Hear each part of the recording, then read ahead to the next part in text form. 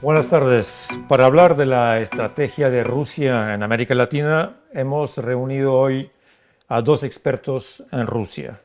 Con ellos vamos a analizar el aumento y los objetivos de la presencia rusa en ese continente que ha estado históricamente en la esfera de influencia casi exclusiva de Estados Unidos. Nos acompaña Mira Milosevich Juaristi. Es profesora de Relaciones Internacionales en el Instituto de Empresas y experta en Rusia. Es además autora de dos libros sobre las guerras yugoslavas y ha asesorado a varias instituciones, entre otras el Parlamento Europeo y el Departamento de Estado de Estados Unidos, sobre la desinformación como instrumento de la guerra híbrida de Rusia en Occidente.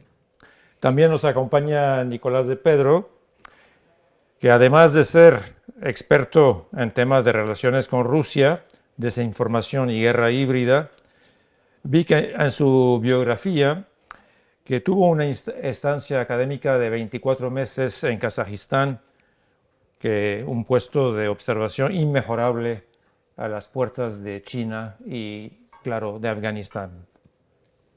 Además, Nicolás de Pedro es Senior Fellow en el Institute for Statecraft de Londres. Para empezar, haré una breve introducción sobre los vínculos históricos de Rusia con América Latina. Se trata de una cronología simplificadora en 4 puntos. El primero, creo que todo empezó en México hace más de un siglo. Los dos países establecieron relaciones diplomáticas durante la última década del siglo XIX y México fue el primer país del continente americano en reconocer la URSS en 1924.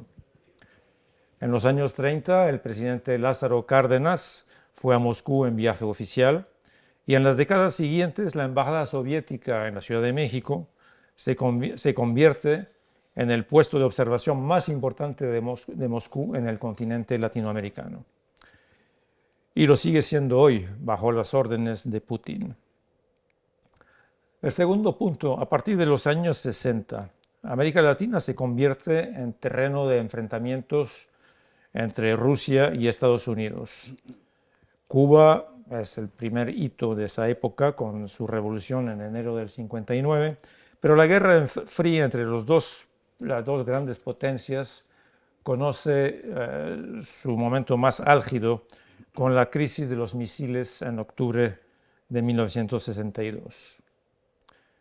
El tercer momento importante de las relaciones de Rusia con América Latina es a partir de los años 80, cuando apoya a las guerrillas centroamericanas, sobre todo a través de Cuba. Cuba es el que forma los guerrilleros, entrega las armas y Moscú es el que financia. En cambio, Fidel Castro manda tropas a Angola para apoyar el proyecto soviético en África. Y finalmente llegamos al siglo XXI, con un contexto totalmente diferente. Ya la URSS no existe, Estados Unidos ha perdido peso en América Latina, Rusia y China aprovechan este vacío para consolidar su presencia en todos los sectores: económico, cultural, militar y cibernético. Les voy a pedir a ambos que nos digan, y será mi primera pregunta, si he olvidado algo en este resumen histórico de las relaciones entre Moscú y América Latina. Bueno, yo creo que has dicho lo más importante y lo que este último cuarto punto es realmente la consecuencia de alguna manera de lo previo, ¿no? Que Rusia intenta aprovechar los vínculos históricos tanto del Imperio zarista como posteriormente de la Unión Soviética para establecerse de nuevo y sobre todo recuperar cierta influencia. La gran diferencia del siglo XXI en comparación con los previos siglos es la presencia de China, que se convierte en un rival por la influencia política, pero sobre todo económica, en la que Rusia se ve incapaz de competir en la velocidad en la que lo hace China. No tengo nada que añadir, pero sí subrayar este papel de Rusia en el siglo XXI.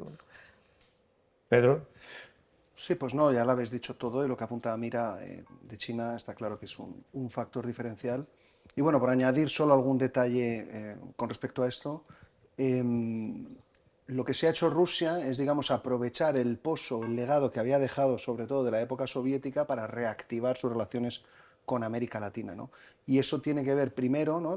Ahora es más multiforme, digamos, pero en un primer momento se ha vehiculado mucho con antiguos vínculos ideológicos, es decir, con el papel que jugaron en su día los camaradas comunistas, ¿no? del continente americano, y evidentemente con quienes había afinidades geopolíticas e ideológicas, Cuba, después Nicaragua bueno, y luego después también obviamente Venezuela, y también las redes que digamos que la KGB había forjado en su día y que sí que se mantuvieron a pesar de que perdieran relevancia durante los años 90, pero que sí que se han ido reactivando, y eso yo creo que tiene ahí, se ve todavía claramente en la actualidad, que ha dejado un pozo que han seguido reutilizando y han reactivado para recuperar influencia en América Latina.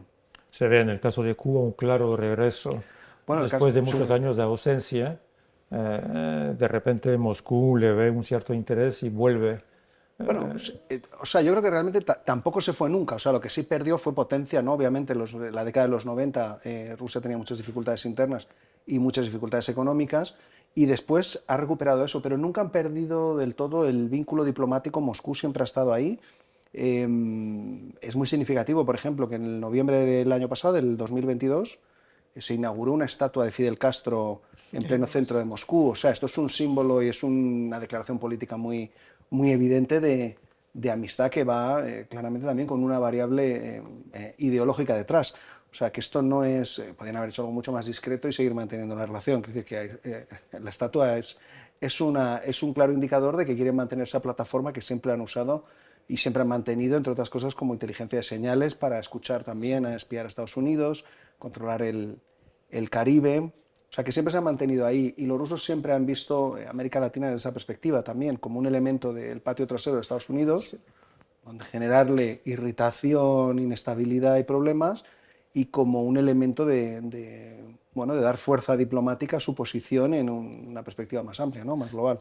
Sí, y si me permitís, lo que se ve, si se analizan, por ejemplo, las visitas oficiales o de alto nivel ministerial, cuando a Rusia le va mal con Occidente, siempre estas visitas, tanto del nivel primer ministro y presidente, pero sobre todo el nivel ministerial, aumentan muchísimo. Entonces América Latina, aparte de ser el patio trasero de los Estados Unidos, es una escapada para Rusia para demostrar que no está aislada. Esto se ha visto en 2008 con la guerra de Georgia, en 2014 con la anexión de Crimea, y ahora.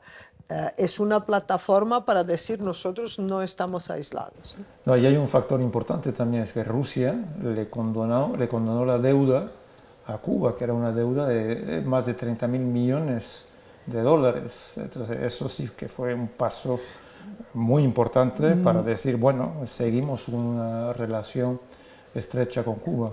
Estrecha Cuba, y como dijo Nicolás, en los años 90 Rusia tuvo tantos problemas internos que realmente no pudo inyectar dinero, seguir inyectando dinero en Cuba, en Nicaragua, en sus antiguos camaradas, que la única cosa que podía acaso hacer era perdonar la deuda, ¿no? Pero el dinero fresco no lo tenía, y por lo tanto sí que es un gesto significativo. De hecho, en los años 90 cubanos se quejaban que estaban abandonados por Rusia, protestaban, y yo creo que este monumento en el centro de Moscú es una manera de sellar la amistad y decir nosotros estamos aquí, ¿no? Nunca os hemos abandonado.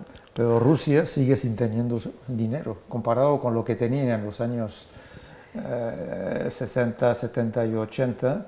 Hoy Rusia, por ejemplo, no puede financiar realmente un país como Cuba. Cuba se está hundiendo porque no recibe crédito de Rusia. Bueno, yo de hecho creo que realmente el futuro y presente de Rusia en América Latina depende de su capacidad, no tanto de aprovecharse de los vínculos históricos que tiene con Cuba y Nicaragua y que ha creado desde la época de Hugo Chávez con Venezuela, sino de su capacidad de verdad estar presente en América Latina en términos comerciales, no solo militares de ventas de armas y realmente tener unas relaciones bilaterales con otros países. Y allí es donde Rusia no tiene capacidad, ni económica ni política, ¿no? Y yo creo que a largo plazo realmente es una potencia virtual, que tiene medios de comunicación, pero que no tiene dinero y que está intentando demostrar su presencia, que en mayoría de los casos está vacía. Eso. Ahora, Pedro, quería volver sobre el punto que señalaste antes, digamos, el regreso, el apoyo, los aliados ideológicos. Hay un factor que me parece muy interesante, es que se nota en los últimos años que los factores ideológicos tradicionales ya no son los mismos, hay nuevos factores ideológicos. Por ejemplo, no se limita a una relación con los tres países que podríamos clasificar como de su entorno ideológico de la época soviética, en particular Cuba y Nicaragua, a la cual se agrega Venezuela a posteriori, pero también desarrolla relaciones con gente como Bolsonaro y con sectores de la derecha argentina, por ejemplo. Esto indica que en Moscú ya la ideología quizás no tiene el mismo peso que antes. No, por supuesto, no tiene el mismo peso que tenía durante la época soviética, pero sí que es una variable que Rusia explota de forma muy hábil y pragmática. O sea, ellos sí que son muy hábiles a la hora de maximizar el beneficio con pocos recursos, ¿no? Como describía Mira, ¿no? O sea, de tener, digamos, poca potencia económica, un músculo financiero bastante limitado, pero han sido muy capaces en construir una relación que ha ido más allá de estos tres aliados tradicionales, ¿no?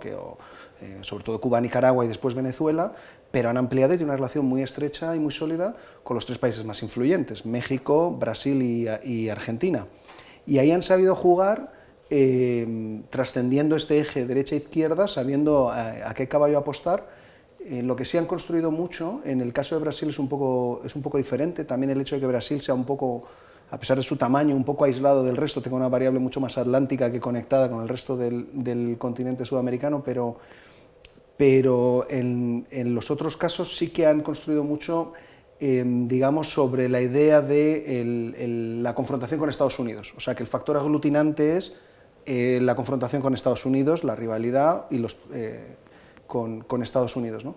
Porque en el caso argentino, efectivamente sí que han forjado relación han trascendido mucho el eje de la izquierda que tenían, digamos, históricamente, pero sí también han apoyado claramente a unos candidatos sobre a otros. O sea, por ejemplo, cuando Macri tenía una línea mucho más de acomodarse con Estados Unidos, claramente Rusia ha apostado a la destrucción y a la caída de Macri y ha apostado claramente por el retorno de Kirchner, ¿no? O sea, y bueno, Alberto Fernández después, ¿no? O sea, quiero decir que ahí sí que han claramente elegido y tienen y han construido una arquitectura de influencia densa con la que tienen mucha presencia, que es como apunta Mira, ¿no? O sea, que tiene este factor virtual, pero que tiene impacto en la realidad, porque con RT en español, la televisión, con unas sinergias muy fuertes con Telesur y también con Hispan TV, el canal iraní, pues ahí han conseguido construir una arquitectura de influencia bastante densa que consigue, bueno, fijar muchos marcos, ¿no? Y lo hemos visto ahora con la guerra de Ucrania. O sea, la Unión Europea, digamos, quiso agarrarse un poco a un cierto espejismo de la votación en la Asamblea de Naciones Unidas del 2 de marzo, pensando que Rusia está, ¿no? Hemos conseguido aislar a Rusia o el mundo responde a la agresión rusa, ¿no? Que es muy evidente, ¿no? Porque, o sea, es un miembro del Consejo de Seguridad que claramente viola la legalidad internacional e invade a un país reconocido por el resto de miembros de Naciones Unidas. O sea, que es un acto que no admite demasiada discusión, ¿no? Aún así, claramente, México, Brasil y Argentina, el marco para entender la invasión de Ucrania que han comprado es el de Rusia. Entonces juegan ahí con ambigüedades. En Naciones Unidas son mucho más explícitos. En la Organización de Estados Americanos rechazan firmar cualquier tipo de condena a la invasión rusa, y cuando hablan un poco de la guerra de la OTAN contra Rusia. O sea que claramente lo que es el marco para entender esta invasión es el de Rusia. O sea que Rusia ha sabido maximizar diplomática y políticamente y mediáticamente sus herramientas para arrastrar a todos estos países que, en general, desde Estados Unidos y desde Europa se presta poca atención a América Latina. O sea, el hecho de que la presidencia española de la Unión Europea, una de las ideas sea recuperar la relación, pues ya te digo, con América Latina, por lo que te está diciendo es que esa relación pues está un poco descuidada, ¿no? En Estados Unidos hace mucho que dan un poco yo creo que tiene que ver con dar un poco por descontado el continente, y luego también una especie de propia percepción de declive, ¿no? Y de idea de nosotros no podemos imponer, y bueno, que generamos rechazo, mejor no queramos influir mucho políticamente porque generamos rechazo, ¿no? Y ese vacío claramente ha sido aprovechado por Rusia y China para generar influencia con la idea de construir esta idea del sur global, que desde la óptica de Rusia y China está construido, es un poco esto del inglés del the rest versus the west, o sea, y entonces sí que Occidente queda, como le gusta decir a Rusia, ¿no? El Occidente colectivo, que al final es una cosa pequeñita, y es Estados Unidos, Canadá, Europa y Australia, ¿no? Y entonces en América Latina ahí tiene una importancia muy crucial. Rusia habla del occidente colectivo y de la mayoría mundial. Y occidentales usan el término del sur global, que desde mi punto de vista de verdad es pésimo, porque es un concepto de estudios postcoloniales, donde se meten en el mismo paquete los países subdesarrollados y el llamado tercer mundo. Quiero decir, el término en sí es ofensivo hacia estos países. Y la mayoría mundial simplemente encaja en la idea y estrategia de Rusia de crear un mundo post-occidental, del que está hablando desde 2008, y de China un mundo multipolar, ¿no? Entonces allí yo creo que simplemente no se trata de una estrategia nueva ni provocada por la guerra de Ucrania, es algo en lo que están trabajando. Y una cosa de Ucrania, a los países de Mercosur y de otros de América Latina, después de la anexión de Crimea, cuando se impusieron las sanciones económicas a Rusia, Rusia, en señal de su respuesta, cortó las importaciones de fruta, verdura, alimentos de la Unión Europea, y todo este negocio trasladó a América Latina. Y esto va quizás, no sé si para siempre, pero muy a largo plazo. Estos países, por mucho que condenen en términos jurídicos, políticos, no quieren romper unos vínculos comerciales que les vienen muy bien, aparte de toda narrativa, de la narrativa durante la pandemia, de que Rusia está allí y China para ayudarles, no como occidentales que no han sido solidarios ni que les han ayudado, ¿no? Y sobre Ucrania, precisamente, los intentos, por ejemplo, de la OTAN de tener el apoyo más claro de algunos países en América Latina ha fracasado, porque cuando se pidió a Colombia la posibilidad de usar los helicópteros rusos de la época soviética que tenían, lo rechazaron, y también yo creo que en el caso de México hubo una reacción negativa. Porque yo creo que el resto del mundo, la mayoría mundial, como dirían los rusos, ven esta guerra como un asunto europeo o como mucho de la relación transatlántica, o Occidente Plus, ¿no? Los países que forman parte de la relación transatlántica, más Corea del Sur, Japón, Australia y Nueva Zelanda, y que realmente no quieren meterse en ello porque creen que la guerra no es suya. Y otra cosa es que hay países, quizás un poco menos en América Latina, pero sí en África, que realmente ya notan las consecuencias muy directas de la guerra. Y es por el trigo, por claro, fertilizantes y cereales, básicamente, pero también por aumento del precio de la energía, por por diferentes... Después de la pandemia, todas las dificultades económicas que se habían creado durante la pandemia se han intensificado con la guerra de Ucrania. Pero definitivamente esta frase que yo creo que fue el príncipe de Arabia Saudí, que primero dijo, Occidente cuando tiene un problema cree que es un problema global, que es problema de todo el mundo. Y cuando nosotros tenemos algún problema no lo reconocen como propio, ¿no? Y yo creo que más que apoyar a Rusia, y desde luego en los países latinoamericanos es el caso, es un antioccidentalismo y antiamericanismo, sobre todo, diciendo, bueno, ustedes nos han ayudado cuando nosotros teníamos problemas, ¿por qué vamos a ir a una guerra que no consideramos nuestra? No, no hay esta conciencia de que realmente, lo que dijo Nicolás, hay pocas dudas allí en lo que está ocurriendo, ¿no? Pero que yo creo que la mayoría de los países de América Latina para ellos es completamente aceptable de que Ucrania sacrifique una parte de su territorio y consiga un acuerdo de paz. Sí, Nicolás, sobre esto precisamente, la capacidad de Rusia de influencia sobre los países latinoamericanos a través de sus sistemas de información, de Russia Today, de Sputnik, etc., se ha podido, digamos, bueno, yo supongo que hay bastantes estudios que se han hecho sobre esa capacidad de influencia, y yo he notado algo que desde ya hace años, que muchos de los periodistas de Russia Today en español son latinoamericanos, y muchos vienen precisamente de algunos sectores que podrían ser muy similares a los de Telesur de Venezuela.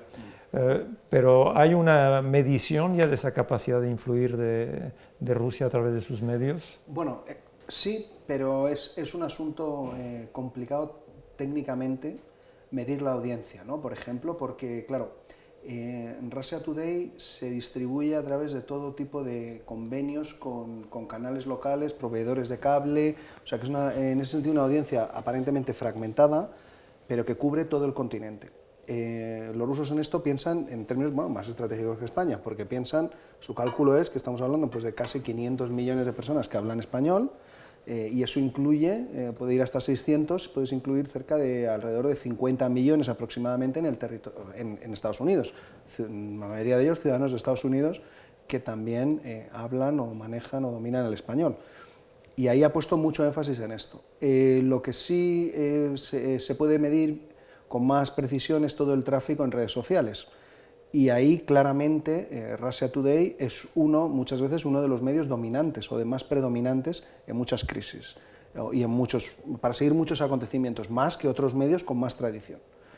También sabemos que, y ahí, digamos, desde un punto de vista más cualitativo, Russia Today es percibido en América Latina como un medio legítimo, como una voz más. No hay ningún reparo, mayoritariamente es percibido como una cadena más, como puede ser la BBC, la CNN o Al Jazeera. Y esto, bueno, pues en mi opinión es problemático porque no es un medio de comunicación, RT, ¿no? Pero tiene la apariencia de un medio de comunicación, claro. Y también lo que sí está bien constatado es su capacidad para en muchas crisis ser quienes fijan el marco de análisis o el marco narrativo sobre el que se desarrolla la crisis. Y ahí hay una correlación muy clara con los intereses del Kremlin. Es decir, cuando ha habido estos últimos años, ¿no? Crisis graves en Chile, en Colombia, ¿dónde más? En Ecuador. Sí. Ahí ha sido muy masivo la cobertura. O sea, con gobiernos con los que Rusia tiene una relación mejorable o que tiene interés en que cambie el gobierno, ahí la cobertura ha sido muy masiva y son muy influyentes. Y eso incluye además no solo la audiencia de la televisión, que puede ser pequeña, pero sí todo eso genera las narrativas y los materiales que sí se difunden masivamente por Twitter y Telegram y Facebook, ¿no? Y ahí sí que el tráfico está muy dominado o tiene una presencia muy predominante los medios, digamos, las narrativas o los productos, ¿no? Producidos por ellos. Y cuando las crisis se producen en países, o sea, en Venezuela, en Nicaragua, ¿no? Que hubo también una crisis bastante profunda, la cobertura es mínima. La cobertura es muy pequeña y siempre, bueno, pues introduciendo la variable de esto puede ser un intento de golpe de Estado, revolución de color, esto es la injerencia occidental, ¿no? La injerencia de Estados Unidos. Ahí no es el pueblo que se rebela contra la injusticia o lo que sea. O sea que sí que tiene una presencia muy, muy significativa, pero medirlo es siempre difícil, y medir en última instancia, por ejemplo, esto es un problema con el tema de la desinformación, ¿no? La Unión Europea o todos los actores, ¿no? El Departamento de Estado de Estados Unidos, todo el mundo intenta medir porque tenemos la percepción de que los números nos dan legitimidad y nos dan algo incontestable, científico y empírico y objetivo, ¿no? Y hay que tratar eso, ¿no? O sea, todo el volumen en redes sociales, esto lo podemos conseguir, pero yo creo que esto no nos da la variable fundamental, que es el efecto acumulativo. Entonces, el efecto acumulativo no se puede medir, claro, o es mucho más difícil de medir, pero sí que hay una deslegitimación de las instituciones, del modelo de democracia liberal, de la relación con la Unión Europea, con Estados Unidos. Todo eso es un efecto que se va acumulando, va generando una percepción que genera una deslegitimación de todo esto, que es lo que cuenta, en mi opinión, es ese efecto acumulativo. Que ¿cómo se mide? Pues todavía nadie ha dado con la tecla con eso. Además, es un terreno muy fértil, porque claro, es muy fácil, donde no hay medios de comunicación es sólido.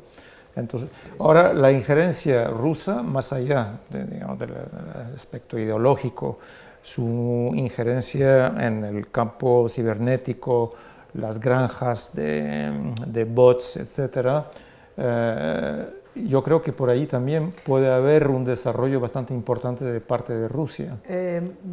Desde luego que sí, y Rusia lo desarrolla en partes donde pueda, siempre donde pueda, y en América Latina es un terreno fértil para una influencia e injerencia rusa. Yo creo que Rusia, muy importante es lo que dijo Nicolás, ¿no? El poder acumulativo de la injerencia, no son golpes de Estado, son cosas pequeñas, paso a paso, que se acumulan. Y lo que dijo Nico, yo añadiría también esta presentación, no solo desacreditación de las instituciones democráticas, sino también hay una narrativa continua sobre que Occidente está en un caos continuo y que está al borde del colapso, ¿no? Y que esto, ¿para qué entonces intentar ser demócrata o liberal, ¿no? Pero la clave es el poder acumulativo, ¿no? Respecto a la ciberseguridad, primero yo creo que los países latinoamericanos no tienen este nivel de desarrollo de digitalización y de ciber que existe en Occidente, ¿no? No, por lo tanto, yo creo que Rusia no necesita todos sus instrumentos, pero sin duda alguna las redes sociales, incluso WhatsApp, que nosotros en Europa usamos básicamente WhatsApp entre amigos. En América Latina se hace casi todo por WhatsApp. Entonces allí sí que hay desinformación que usa redes privadas, e incluso, bueno, cuando en Madrid te mandan una foto que ves que está ya 3000 veces reenviada, ¿no? Se puede fácilmente imaginar cómo esto funciona en los países latinoamericanos. Por lo tanto, yo creo que por ahora, y debido al nivel más bajo, creo yo, del desarrollo digital de los países latinoamericanos, Rusia todavía usa unos instrumentos más básicos como pueden ser redes sociales y por supuesto televisiones, donde por cierto tiene licencia gratuita. Por ejemplo, en Argentina transmite con la televisión estatal argentina gratuitamente, ¿no? No tiene que pagar las licencias. Por eso he dicho que Rusia es una potencia virtual en América Latina, con sus vínculos históricos con Cuba, Nicaragua, más Venezuela, y intenta desarrollar unas relaciones comerciales, sobre todo después de las sanciones de 2014, y ahora intenta intensificarlos. Pero ahí tiene un competidor muy fuerte, que es China. China, los Estados Unidos, con los datos de 2019, los Estados Unidos sigue siendo el país que más inversiones hace en términos generales. Rusia es el que menos realmente hace, pero China ha aumentado por 238%, es más que doble, sus inversiones, y ha superado a la Unión Europea, que era el segundo mayor inversor, hablo en términos globales, ¿no?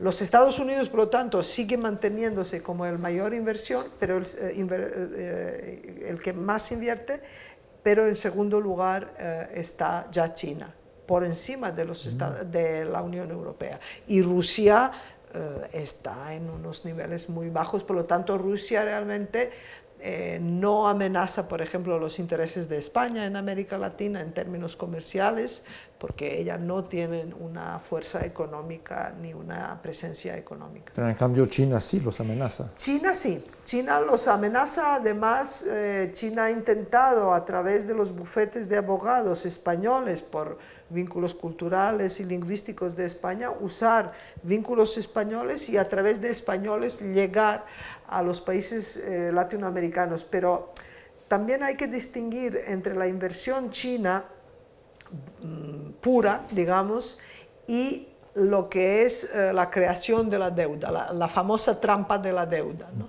Porque los chinos lo que están haciendo, no solo en América Latina, sino en otras partes del mundo también, es la inversión en infraestructuras con los créditos que luego crean una relación de dependencia y de la deuda que se convierten en una trampa mortal casi, ¿no?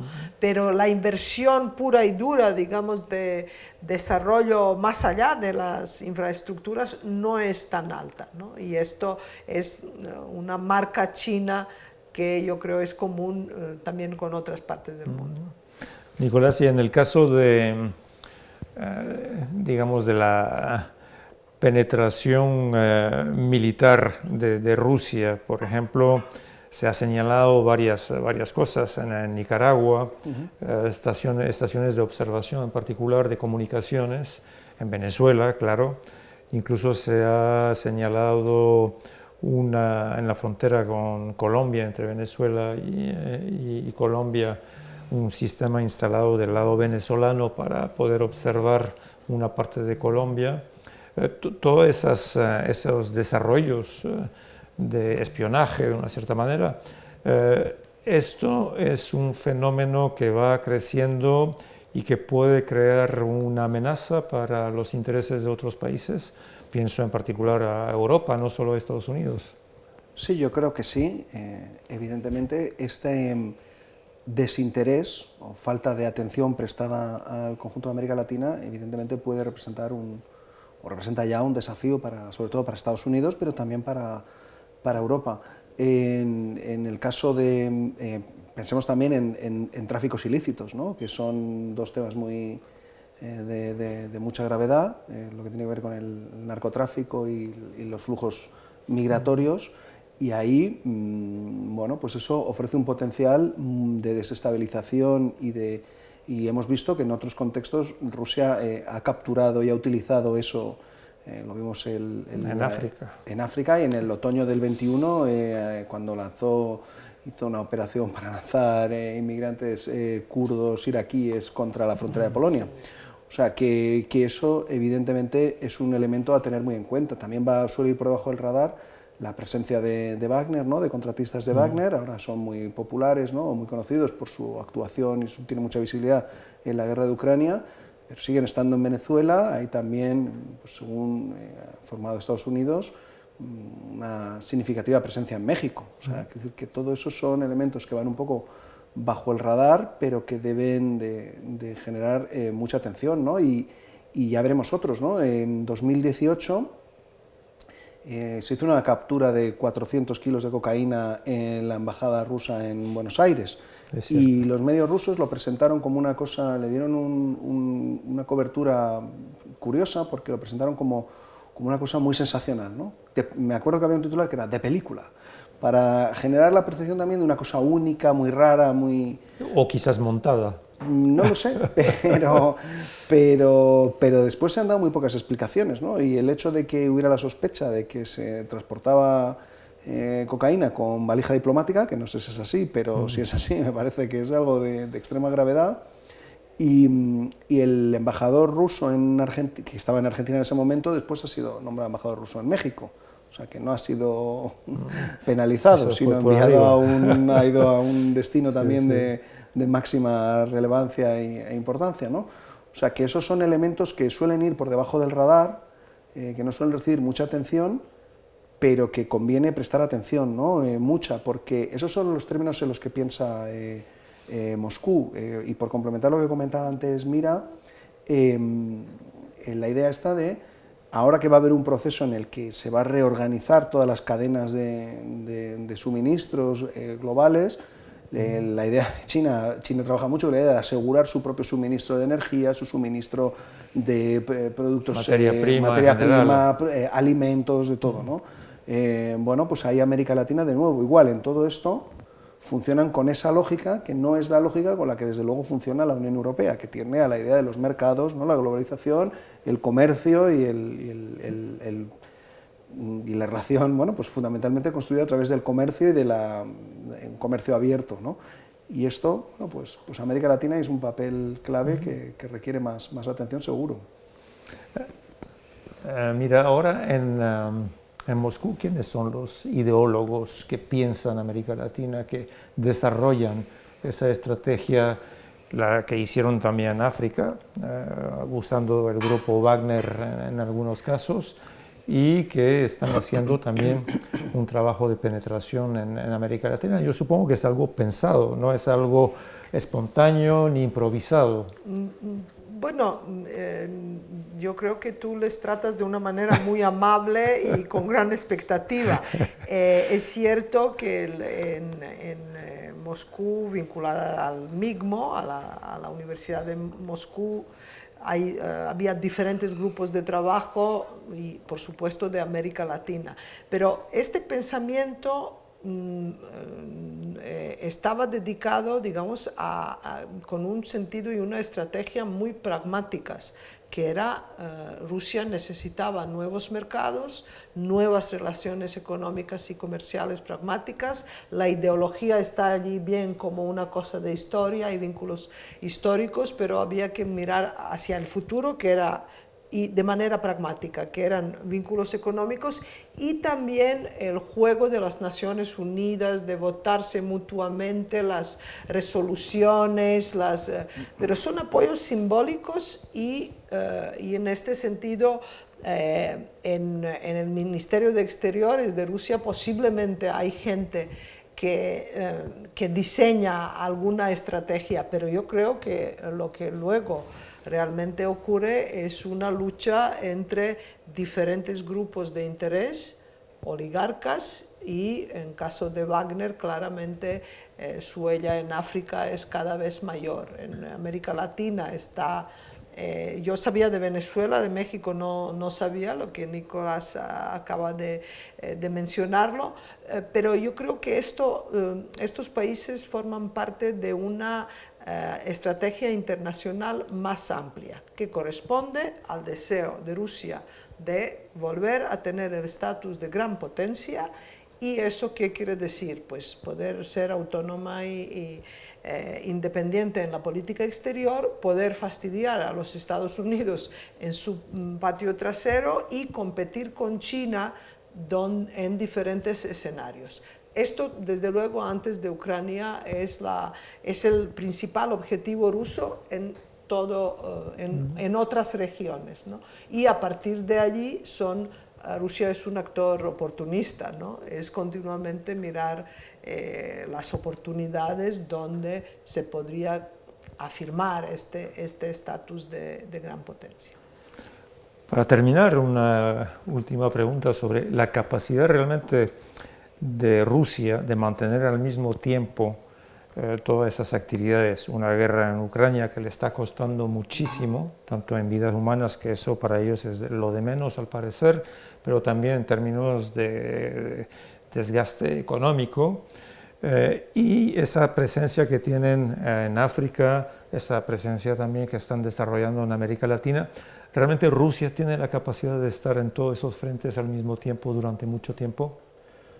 Bueno, sí, en la medida en que su despliegue es muy low cost, o sea, consiguen hacerlo a bajo coste y maximizar el retorno de su inversión pequeña o su despliegue de medios modesto, ¿no? Consiguen maximizar esto. Pero evidentemente todo dependerá mucho de cómo acabe la guerra de Ucrania. Esto va a tener un impacto muy, muy importante, si es una derrota o si es una victoria de Rusia. El Kremlin todavía está convencido de que puede ganar, de que puede imponerse y de que el tiempo corre a su favor, y que es cuestión de esperar y finalmente conseguirá alcanzar sus objetivos. Y eso, el cálculo en Moscú probablemente es que eso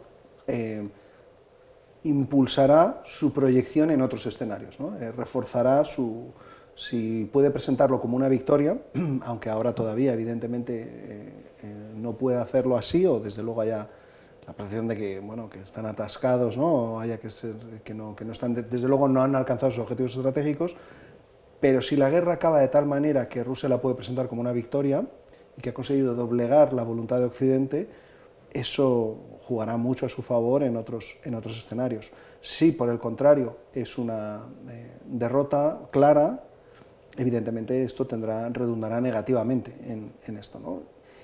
Y si queda como una situación un poco ambigua con un armisticio, que también es un escenario probable, pues conseguirán mantener y seguir maximizando con un pequeño despliegue, seguir maximizando el retorno, porque son buenos a la hora de coordinar diferentes elementos, ¿no? Desde la alta diplomacia hasta la actividad pues en cosas que van muy por debajo del radar, y consiguen que todo forme parte de una acción muy coordinada que les permita maximizar el retorno. Desde la época soviética. Sí. No hay que subvalorar a Rusia. No, Es por eso. que Y por eso, pero si Rusia pierde la guerra de Ucrania, ahí sí va a haber un... yo me temo que no va a haber una victoria total o una pérdida total. Esto ya no es posible desde las guerras de Peloponeso, o por lo menos Claro. desde la Segunda Guerra Mundial. Lo peor va a ser lo que dijo, puede ser un armisticio, pero también Rusia ha dejado de usar la palabra victoria. Rusia habla del éxito estratégico y lo define como quedarse con los territorios anexionados. Ya no habla de cambiar el gobierno, ya creen ellos que los mismos ucranianos, si Zelensky no consigue recuperar todos los territorios, realmente el futuro de Zelensky también está bajo una gran cuestión, ¿no? Por lo tanto, yo creo que no va a haber blanco y negro y poder. Rusia, sin duda alguna, está muy desacreditada como un país miembro del Consejo de Seguridad de Naciones Unidas, que ha atacado a otro país cuyas fronteras había reconocido en 1991. Es sin duda un país revisionista. Y a mí lo que me preocupa es que veo un acercamiento cada vez mayor entre los países revisionistas del actual orden liberal, ¿no? Que es China, que es Rusia, Irán, Corea del Norte, para no ir más lejos. Entonces, no hay cambios bruscos, aunque nos gustaría tenerlos, ¿no? Y tener muy claro. Veremos. Bueno, con esta conclusión un poco mitigada, un poco muy balanceada, terminamos esta conversación y seguiremos más adelante cuando tendremos una idea más clara de lo que pasa en Rusia y en Ucrania.